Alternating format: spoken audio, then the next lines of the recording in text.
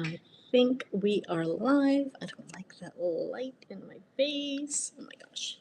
Okay. Hopefully that is all right.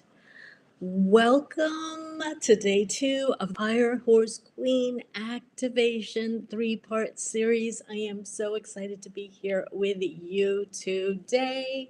I just want to check real quick on the tag. Something went wrong. Okay, hang on. Okay, looks like we are there. Okay, if you are here live, I would love for you to say hi and hello and let me know how you're doing today in the chat. I can see the chat, I think both here and on my phone. I've got both in case. And I want to check in before we dive into today's call or session as to where you are. How many of you, and if you're watching the replay also, please feel free to let me know in the chat, have already watched day 1. If you haven't, by the way, it's totally fine if you're here and you happen to do it out of order. It'll just make more sense if you do it in order. But anyway, just an FYI. And I'd love to hear if you wanted to share any takeaways, any shifts, and even like why you're here, what brought you here, what inspired you to show up again, whether you're here live or watching the replay.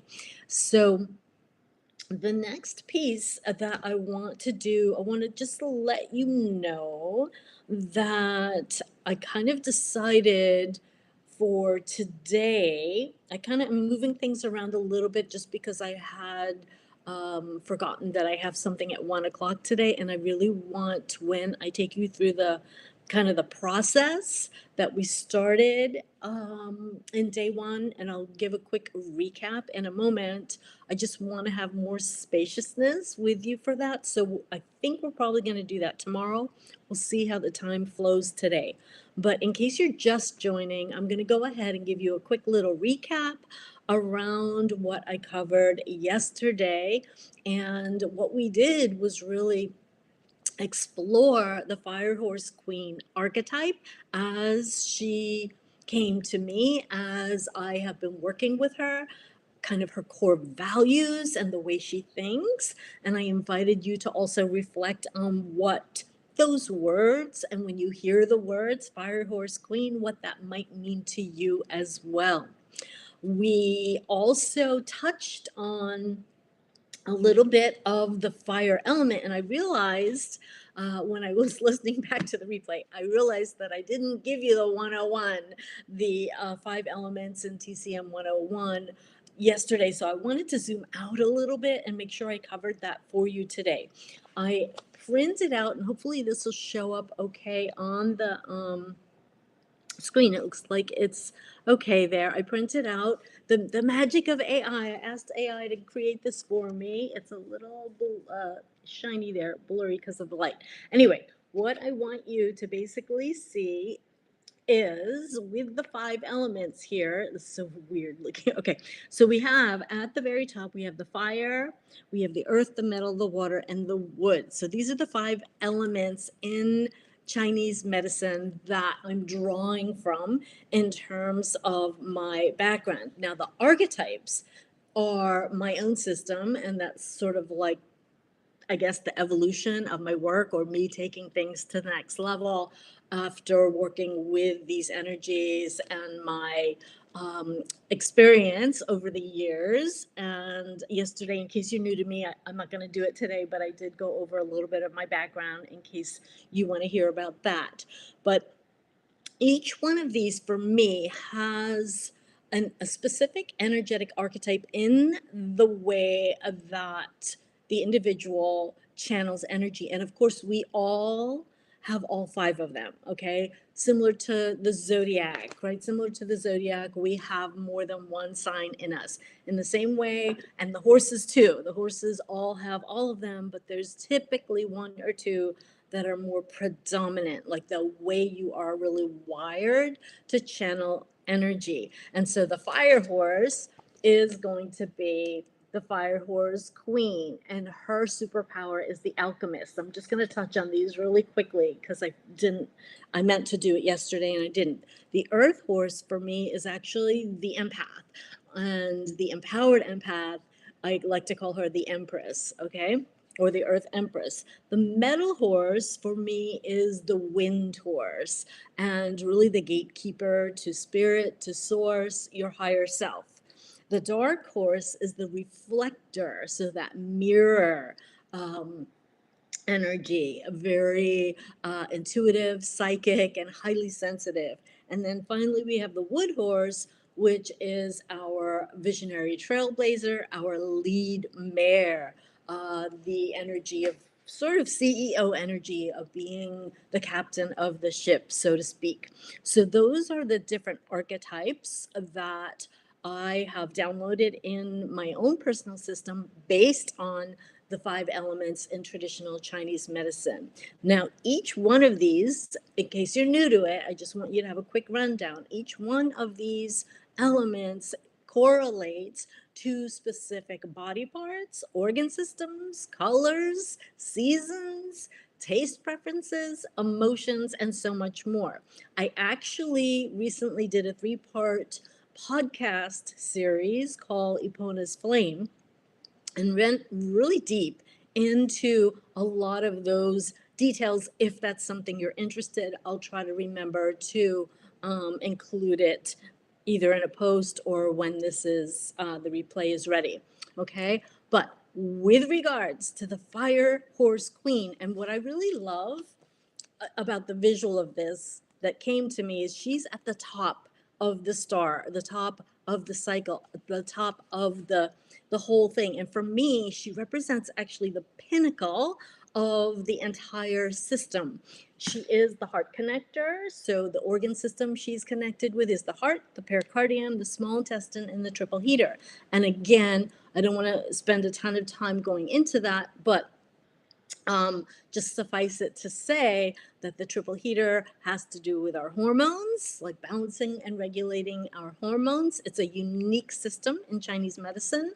And the emotion that is associated with the heart and the small intestine when we are not in balance is going to be the anxiety, is going to be maybe depression or sadness. Now, deep sorrow and grief is more in the realm of the lungs and the metal or the wind horse. And so we're not going to, again, go there today. But for me, when you look at the fire horse, who again, the heart, she's the heart connector, she's heart led. The heart is the portal, right? Is the portal to between your upper half of the body and the lower half of the body. It's the portal between your mind and your physical body. And of course, if you're familiar with heart math, we know, the connection to the collective consciousness and beyond. And then the horses, of course, are tuned in and tapped into all of this. The other piece that I want to mention about the fire horse in terms of the personality, kind of like the shadow side, if you will, which touches on the anxiety, the depression, the sadness. She can also be, when she's not grounded, when she's not balanced, when she's not present, she can be scattered, she can be nervous, she can be all over the place. She can really have a hard time. She doesn't like being alone. She's such a heart connector. She really is almost like a social butterfly. She really needs to have, others around her all the time. And in horse speak or horse world, she's the mare that's going to call out when others leave her side. She doesn't want to be left alone, right? And is highly connected to the herd, highly connected to others. And again, is this horizontal heart connector channel, okay?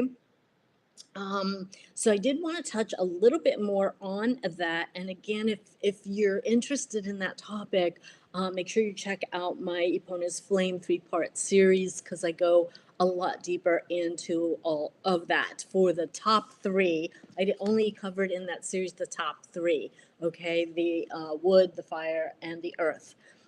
The last thing that I do want to mention is that in order to actually build a fire, right, we need kindling, we need wood, and we need our visionary trailblazer, our divine lead mare, our CEO.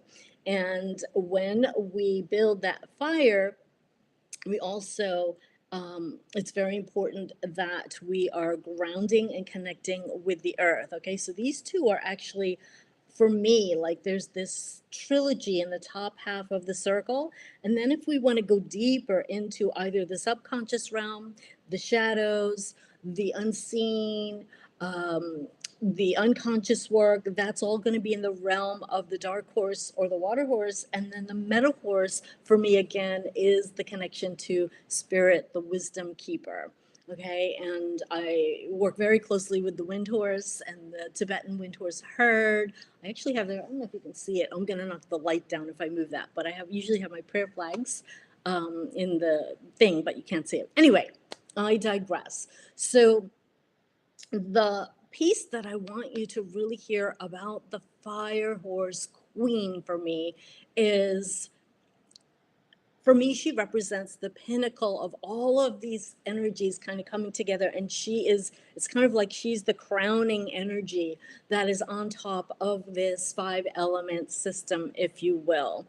And, I just got that visual, and that is, for me, a very powerful imagery. Anyway, I felt the call to share that. So, I also want to mention that yesterday, and I didn't fully finish doing the recap.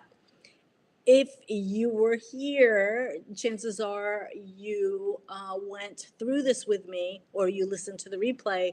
You identified first a specific, like, goal, a horse related goal or desire that you want to act or manifest in the next few months or by the end of the year. And this specific goal, I asked you to pick one to work on during our time together. And this could be anything from, a health related issue with your horse. Maybe it is connection and trust, building or strengthening that. Whatever your specific goal was, we tapped into yesterday, like, how it felt in your body, and let yourself really feel into both the potential excitement and gratitude and happiness for you achieving or realizing that goal. But we also were looking to explore the energies that you could call the resistance, the fear, the doubt, the part of you that's putting the brakes on when you move forward to take aligned action or inspired action towards your goals. Okay.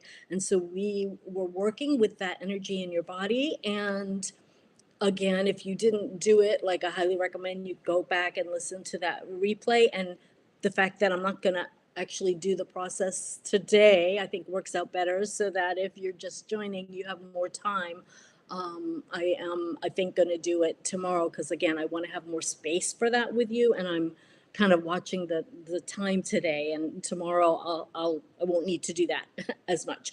So I really invite you to go back and listen to that, identify your goal, write it out, feel into it in your body. I kind of guided you a little bit on yesterday's call, and really explore and journal, if you want to go deeper, around what you think the energies, the fear, the doubt, the resistance that were showing up in your body, what they were trying to tell you, what they represented. Maybe it was your inner child, maybe it was a past trauma or fear, whatever they were.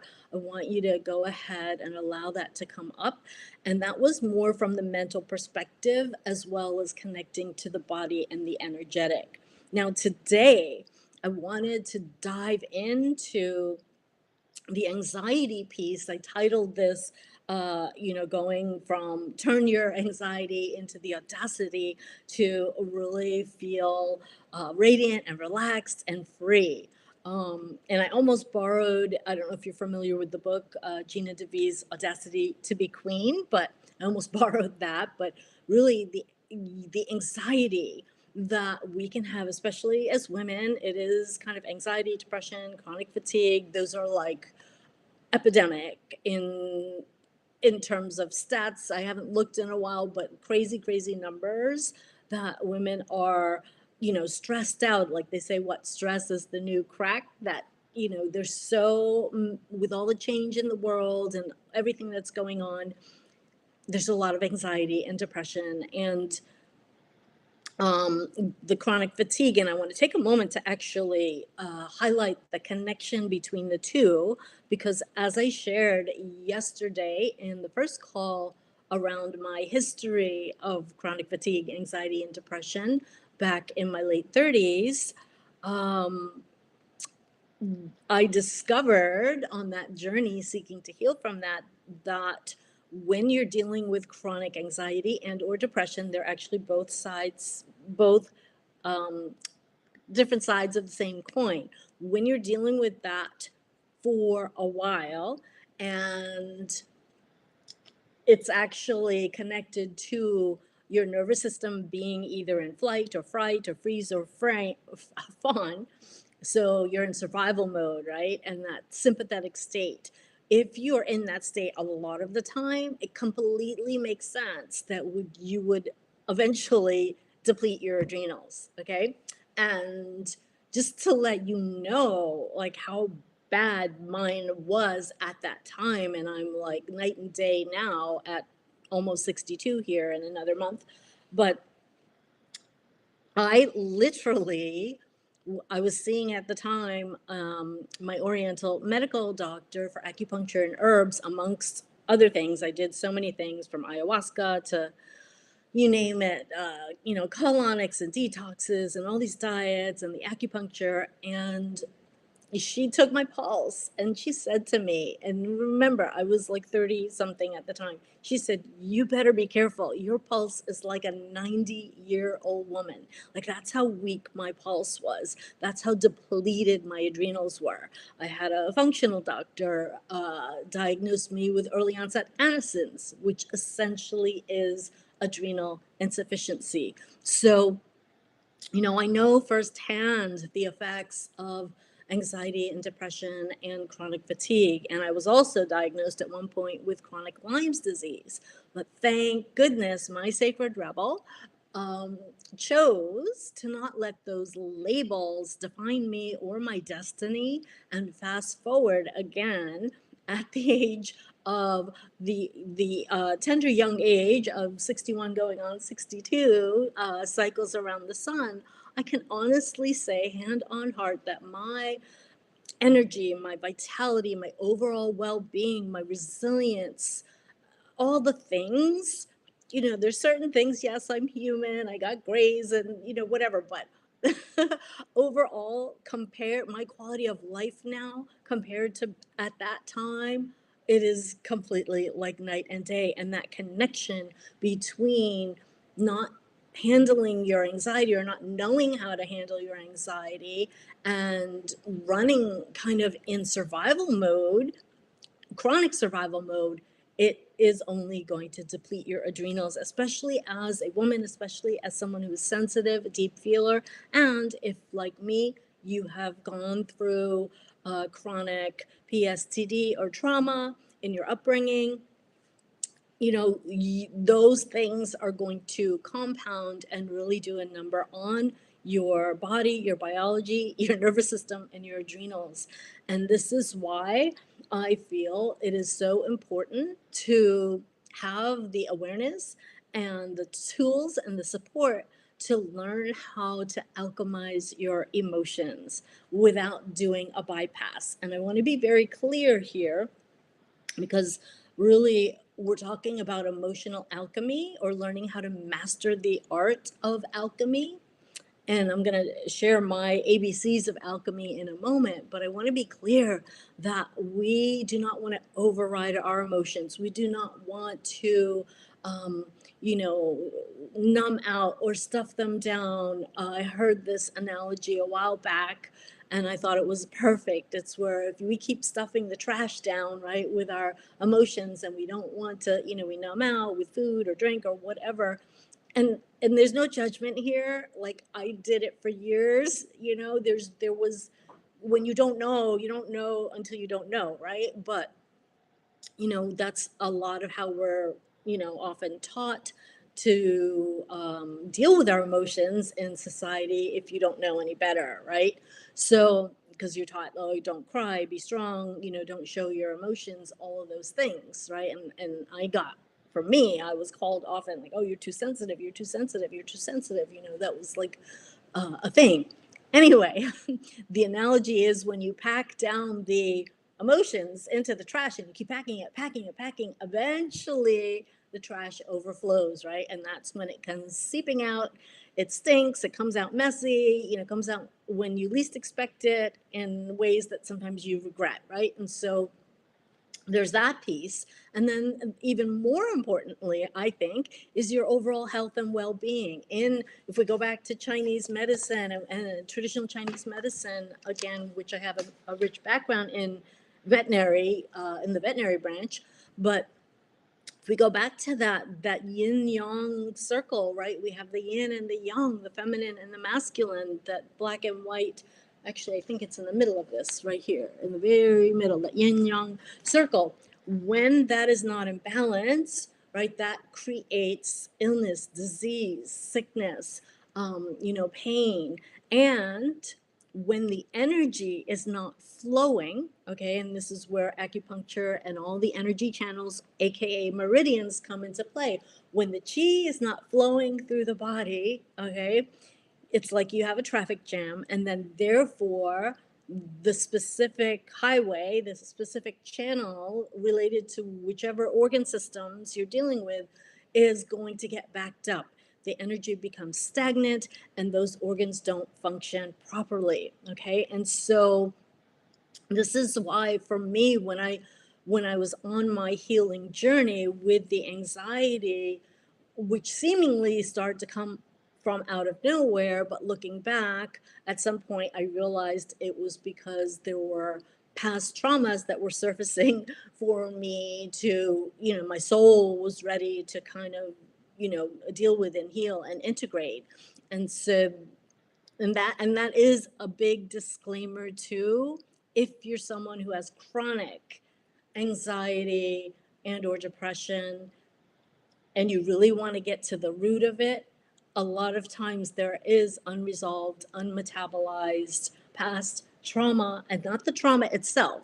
It is the energy associated with the traumas that we didn't metabolize, that we didn't discharge from our bodies, right? That is creating the problem, that is creating, crystallizing, and causing pain bodies, and again, affecting your overall health, your well-being, even your ability to manifest. And so, it is so empowering, simply from a whole health perspective, to learn how to alchemize your emotions and work with them in a way where you're not doing a bypass, and you're not letting them run the show, right? It's a dance, it's an art, and you are having some sort of tool or practice that helps you move the energy, because we know at the end of the day, right, our emotions are energy in motion, and they only become a problem when they get stuck in the body. If we allow it to move through the body, then the chi is flowing, and then you're glowing, right, and you are going to be healthier and have more energy and vitality and experience overall improved well-being. Okay. And so with the anxiety piece, and I want to take a moment to share, this is really important because, in addition to my own history of anxiety, and like the worst one, I used to have panic attacks so bad, literally the worst one. I had to be wheelchaired off of an airplane when I went home to visit my family. Okay. So like that's how bad when I was, when it was at its worst. Anyway, they are a very, they can be a very debilitating thing.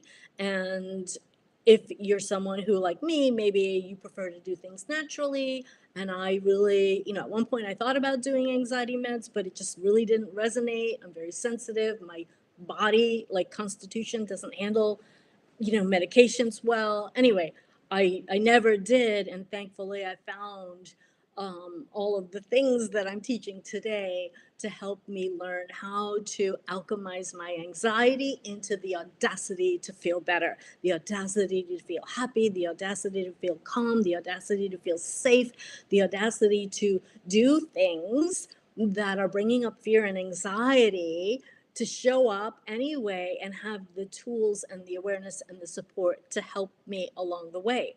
Like, I'll even share doing this 3-day live YouTube thing, as I shared yesterday, is leaning into my edge.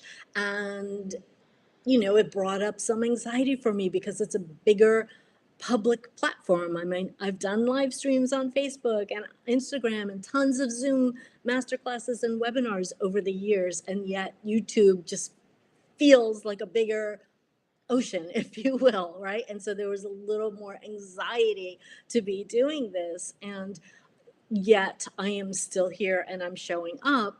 And it doesn't mean that I don't have the fear and I don't have a little bit of nervousness, but I have the practices that I used beforehand to help me move through them and still show up. Okay. So, um, the ABCs, I'm looking at my notes here. The ABCs of alchemy. This is something I downloaded a long time ago when I first started connecting with my body. And it was the way that I remembered and taught what I call the process of alchemy. So the A stands for awareness, right? Really expanding your awareness through the power of presence, through slowing down, through doing a check-in or a body scan and being a neutral, non-judgmental observer and noticing, like a detective, what is going on in your body in terms of physical sensations. And again, we did a little bit of that yesterday, and any areas of contraction or tightness, that type of thing, right? Where you're really connecting with your body. And then the awareness also extends to acknowledging and being honest with yourself. Like, what are you feeling in the moment? Are you feeling nervous? Are you feeling anxious? Are you feeling angry? Like, what emotions are present for you in the moment? Can you just acknowledge them? Can you be honest with yourself and give yourself permission to name and claim for yourself? It's not like you have to go around and like tell, everyone, I'm angry, whatever. That's not what I'm saying. What I am saying is, can you for yourself in a safe place and or with somebody that you trust, either, a counselor or a therapist or a mentor like me, where you can really share in the moment what is going on for you on an emotional level, on a physical level, as well as a mental level. Like, what thoughts are you having? And very often the thoughts and the emotions are connected, right? If we're feeling anxious, we're going to have anxious thoughts and vice versa. And I know there's two different schools of thoughts. Some people say that the thoughts come first and then the emotions. And I've heard others say that the emotions come first. Now, I'm not here to argue semantics, but what I do know is they are very, very much so connected. And I always like to say this and remind you that all of your feelings, no matter what they are always valid and valuable information. It is what we do with that information, what we do with that energy, what we do with that emotion that counts, what we make it mean about ourselves. Like, one of the biggest things that I learned from back in the day when I was going through all of that, I kept feeling like there was something wrong with me. I kept feeling like I was broken. I was like, what's wrong with me? Why am I depressed today? Or why am I anxious today? And it just um reinforced the notion, the idea that I was broken, versus fast forward when I learned to have more compassion and really shift my perspective to, there's nothing wrong with me. I'm just feeling an emotion. have the right as a human being to whatever is going on to actually be feeling a particular emotion. And of course, we want to always do our best, right, to express or move those emotions in a way, again, that is in a safe way, that is not bringing harm to ourselves or others, right? And so, I just wanted to mention that. But anyway, coming back to the idea of, or the first step of awareness, which is the A and the ABCs of alchemy. A is expanding your awareness in all the ways. B actually does have to do with the body connection, which I kind of touched on, but also the breath, because I find that the breath is actually the gateway to spirit. The breath and breathing, when it's conscious and intentional, is literally helping to move the energy in the body. If you just think about it, inhale, you're bringing in fresh new energy, and the exhale, you're emptying the old stale energy. And it can be as simple as that. And I love breath work. I've been practicing that for several years, and I weave it into my apotherapy and some alchemy practices, which are my own creation based on the different programs and mentors I've worked with in terms of deepening my embodiment, nervous system, and somatic work. Okay, and so that is the B. And finally, the C has to do with you are the co creator. You get to create, you have free will. Like I mentioned yesterday, free will reigns. And as a fire horse queen, right, we have that fierce focus, right, on who it is we desire to be. And one thing I did forget to mention is the fire horse queen is also very future oriented. Like, yes, she is practiced in being in the present moment, but she's always growing, always evolving, always expanding, and stepping into, leaning into her edge in terms of that next level of who she knows she came here to be. And at the end of the day, it's not becoming someone else, it's setting free that woman who is already within you. It's like peeling off and, melting the distortions, the layers of programming, all of the conditioning, and getting back home to you. Again, the way of the horse is the way back home. And so that is my ABCs of alchemy. Quick recap: A is the awareness, B is your body and your breath, the connection, the somatic awareness, right? And C is connecting the dots and becoming the co creator. And how do you become the co creator? You consciously, intentionally move the energy and the emotions in a way that feels aligned and true for you. Okay. And that can look any number of ways. Maybe it's simply being with, and that's why I paused after yesterday's process. I wanted you to be with, take some time and be with whatever came up for you when we did that visualization. And by the way, I do have, if you haven't checked it out yet, a playlist of meditations, and I have my power of presence, or POP practice. That if you want more practice with that, or you want a little help, it's free, to help you really practice the art of simply getting present and being with your body, being with yourself. Okay. It is, again, an art and a practice.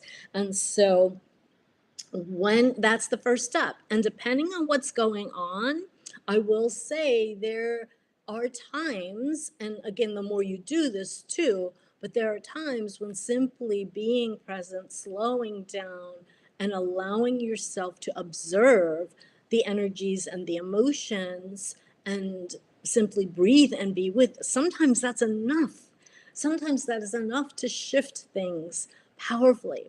Other times, not so much. If something really is triggering you and you're really like inflamed or, upset about something, then not so much. Then we may need to add other things or go deeper.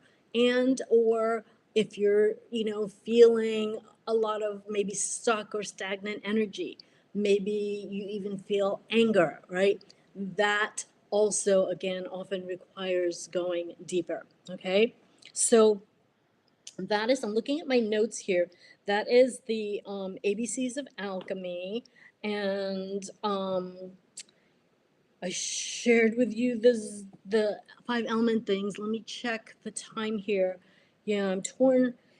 I don't want to rush through the practice that I want to take you with. And yes, I'm looking at the time. So what I want to do actually is share with you an example, if I may, excuse me, both for myself and then like working with a client. But in case you're new to my world, um, I want to share with you like a real life, more recent experience and application of the work that I'm talking about, the practices that I'm talking about, the alchemy that I'm talking about, how these practices not only healed myself, healed my body, healed my heart, healed my mind, but also strengthened my relationship with my horse. And um, again, if you've been in my world, you may have seen me or heard me talk about Indigo, my beloved dream horse come true. He is a black Arabian gelding, and he is very much so a reflector in the archetypes. So, water horse, and is his primary. And last year, with it being the year of the snake, it was a huge year of purging for me, like a major shedding season. I'm gonna clear my throat. Major shedding season for me, like deep rooted fears were coming up that were like, even some of it I didn't even know what they were. It felt ancestral or past life. They were coming up like big time. And I had some things happen that triggered the emotion surfacing. What was so insane is that my beloved, it wasn't insane, like it makes total complete sense, but in light of our relationship and his archetype being the equine loving mirror, as I like to say, he's been with me since around, I think it's end of 2009. Losing track of time these days, but anyway, he's been with me a while. And it was absolutely crazy how last year we went through this period that I was simultaneously, so it was no accident, where he was displaying very uncharacteristic, very unusual, like, spooking and spinning and just skittish behavior, seemingly from out of nowhere. And it was starting to be like a daily thing. It was starting to like become a thing, right? And of course, having my background as a former renegade holistic veterinarian, at first I was like, oh, maybe I need to put him on some calming herbs, or da, da. And and there's nothing wrong with that. But I, at one point, I realized, like, duh, right? Look in the mirror, like all of the fear that I was going through and releasing, and all the things. Anyway, he was being my loving mirror. And so I knew that I had to up my game. And that's when I deepened my nervous system and somatic embodiment practices, working with a couple of different coaches, and investing in a few different programs. And and through the process, it's so interesting the way I work. Then I start downloading kind of my own, with my own magic. And even it's almost like I'm remembering, like I'll see something and I'll do it a little bit, and then I just get this memory of a way to do something. I can't explain it. Anyway, it feels like ancient wisdom. Um, anyway, so I started doing it, prioritizing the practices and making it a habit to do those practices every day before I spent time with him. And oh my God, it was just so, like, the shift was literally amazing. I could be doing my somatic or nervous system practices in here, and I would happen to look outside. I can see him in the pasture, usually outside my office, and I would see him literally licking and chewing and licking. He never licked and chewed so much last year while I was doing all this, and he was, co-regulating with me, right? Because we have that bond. Anyway, so what I'm trying to share here is that the practices not only helped me move through and calm the anxiety and release in a titrated fashion, again, some of the deeper rooted stuff from my body, discharge it in a very gentle way without having to relive anything. You know, I did feel the fear and the anxiety triggered by some events that happened, and I noticed that I was feeling a lot of fear and anxiety, and I kind of was like, why is it so intense? And when I started doing these actually like ancient or sacred somatic work, coupled with, again, my other practices, it just started to leave me, and I felt calmer, and I felt, more relaxed. And of course, he reflected that as a mirror. So this is why I'm so passionate about, we as the human guardian, right? We get to go first. We get to go first. We get to work on us. We get to work on our energy. We get to work on our frequency, who we are being, and how we are showing up when we go to be with our horse or horses, our loved ones, our clients, etc. Okay. And as a deep feeler or a dark horse, if you resonate with that and you feel like you're part of this dark horse herd, for us, this work really is, I believe, a lifeline to not only, again, achieving and maintaining improved energy, vitality, overall health, and well being, but also a way of healing ourselves and healing the planet, healing ourselves and having our horses heal. And, the other piece I'll just throw in here, and I did a video on this a while back on the 3 different levels that horses share energy with us. Even goes beyond, like, if you're someone who is, maybe you don't have, like, I don't know, trying to think of an example here. Point being, your horses, what I'm trying to say is your horses and animals, and especially for me, the horses is so different from like dogs and cats, like, they're special too in their own way, but because horses are prey animals, they are wired differently, and so, like, hyper um hyper intuitive, and really tuned in to everything in a way that is so different from the small animals, that I really believe that even their health and their well-being is influenced by our energy, by our health and well-being, and vice versa. Like, if you're an empath, you may go to your horse or someone else's horses or animals, and you may be picking up their stuff, right? It works both ways.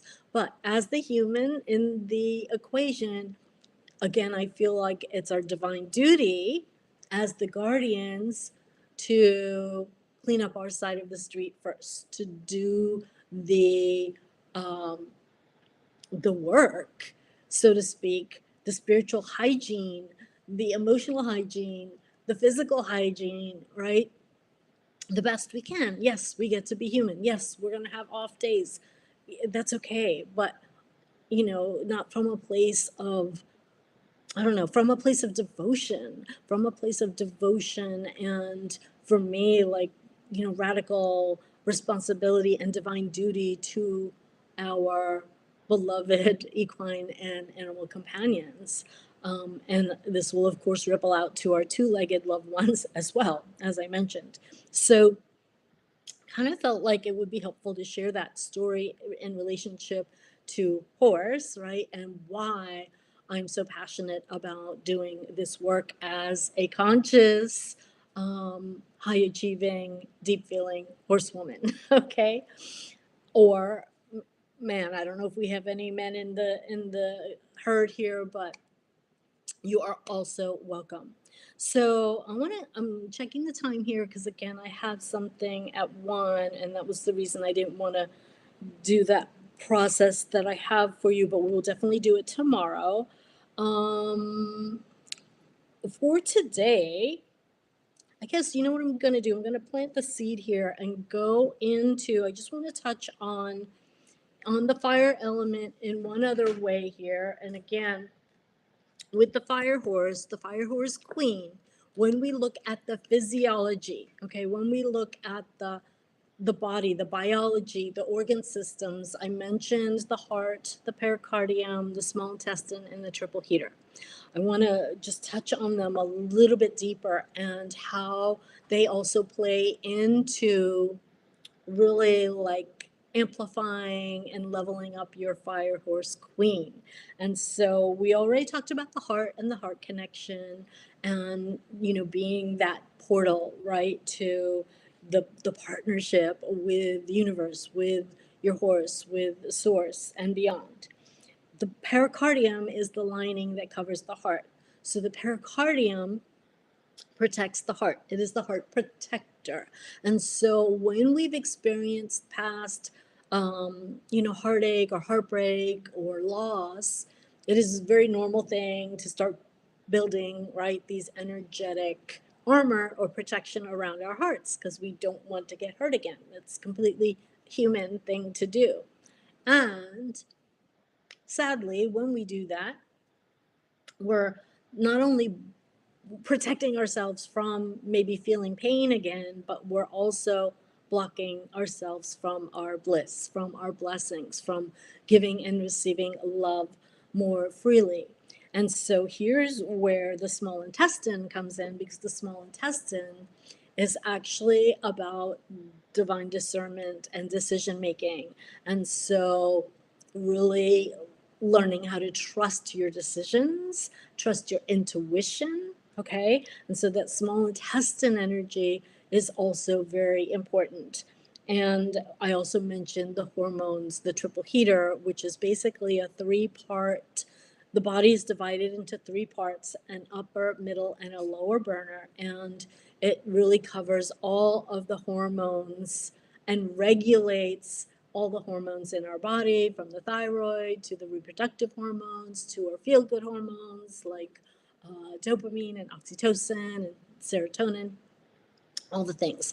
And then, of course, our stress hormone, cortisol, we talked about earlier with the adrenals and adrenal, depletion, that all of that is going to be connected. So the connection between the hormones and our feelings and our emotions and stress, all of that is the realm of the fire horse queen, is the realm of the fire element, is the realm of the area that we really want to, again, master the art of emotional alchemy and really have the awareness and the tools to actually, when we are feeling anxious, right, like to notice it, to pause and notice it and not override it and eat a cookie instead or have a glass of wine, right?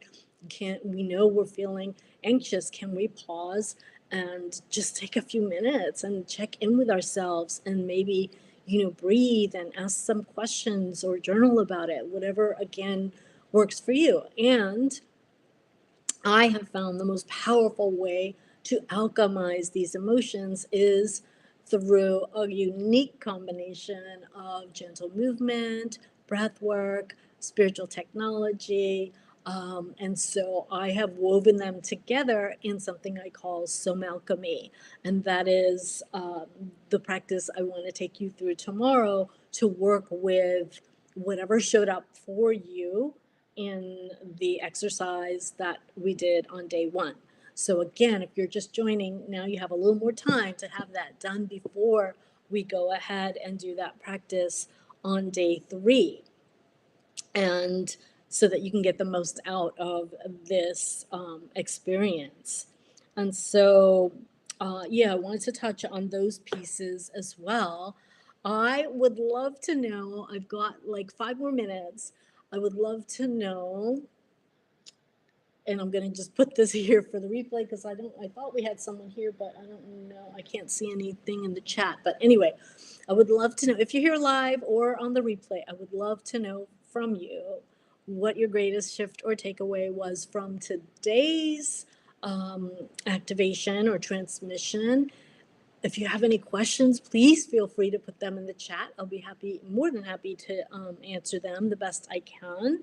And if you are ready to turn your anxiety into the audacity to be a fire horse queen, then I would love you to leave me some love below in the chat. Leave me some fire emojis or crown emojis, or type audacity down there just to let me know that you are ready for day 3 and you are ready to start working your magic and unleash your inner alchemist. Because I promise if I can do it with where I've come from, I shared a bit about my background and my story in terms of the anxiety and the depression and the chronic fatigue. If I can do it, I know that you can. And I know that I didn't go through a couple of decades of like learning all of these things, or if not my whole lifetime really of my healing journey, if you will, to for nothing. I know I went through it so that I could save you the time and the energy, and hopefully let you have a more graceful, easeful, elegant process. I mean, it doesn't mean that obviously everyone's on their own journey, right? So I just want to say that, like, we can often want like that instant gratification and that quick fix again as humans, and everyone's on their journey, and I took a while for some things. And if I could save you some time though, like the things that I'm doing now, I wish I had, 2, 3, 4 decades ago. I wish I had access to this awareness and to these tools and practices that I have now created and distilled to, like, for myself to maintain and continue showing up for my mission and my vision, but also to help those I know I'm meant to serve. And so I am really passionate about helping you do that. So if you would leave me some love in the chat, that would be so amazing. And if you haven't subscribed yet, if you receive value, please hit that like button. And I want to take a moment actually and just welcome. I noticed we had a couple of new subscribers over the past couple days. I just want to say warm welcome to the herd. So delighted that you found your way here. And yeah, I think that's all I have for today. Oh, tomorrow I think we're going to start at noon again, but we're going to have more, time, and we're going to I'm going to take you through my alchemy process. If you have any questions, if something doesn't make sense, let me know. And your only homework for today is to do any of the pieces. If you didn't do them for day 1, like to go back, you can rewatch it if you did watch it, but to go back, check in with yourself. I'm just going to do the recap. Set your goal. What is your intention? Write it out. Feel into it in your body. Notice what comes up and make a note of what shows up. And then even journal a little bit about what you think that energy is trying to tell you. What are the fears? What are the doubts, or maybe resistance or limiting beliefs that are coming up for you when you feel into that energy that's showing up? Okay. And yeah, and that's what we're going to be really playing with tomorrow. And I can't wait to guide you through my signature some alchemy practice. And I think that's all I have for you today. So again, thank you so much for being here. I love you. Ciao for now. Namaste. Bye.